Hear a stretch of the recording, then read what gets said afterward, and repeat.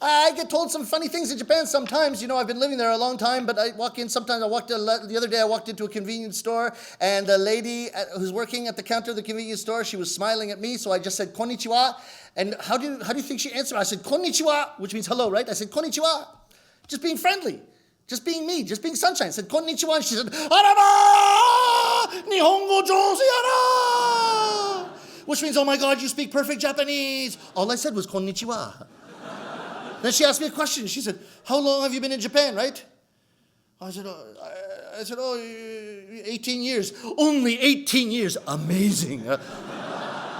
This is fine, being very complimentary. But sometimes the other side of it happens. Sometimes I perform for half an hour, sometimes 1 hour, sometimes 90 minutes, sometimes 2 hours in Japanese.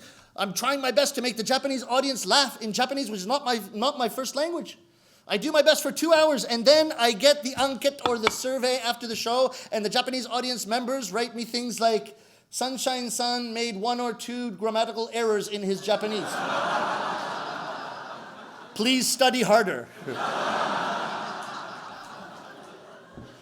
This was even worse. I studied rakugo in the Osaka tradition. It is only in the Osaka tradition that you will see this table called a kendai and this knee hiding board called hizakakshi, knee hiding board. It's only in the Kansai. So I had lived in Yokohama for 8 years, and then I went to Kansai. I went to Osaka, and then I had to learn Osaka dialect.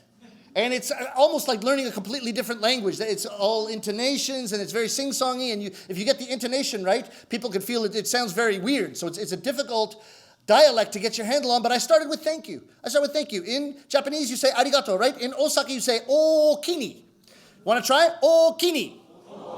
You see, it's really fun to speak Osaka dialect. And people in Osaka are super, super friendly. People in Kansai are super, super friendly, super, super funny, but also super, super strict about the Osaka dialect. So you never know which one you're going to get. I learned okini, same thing, went into the convenience store, and I paid my money for my sandwich, got my change, and I thought I'd try out my newly learned one word of Osaka dialect. I said to the lady at the counter, I said, okini. And she said, araba! Osaka ben bari bari yana!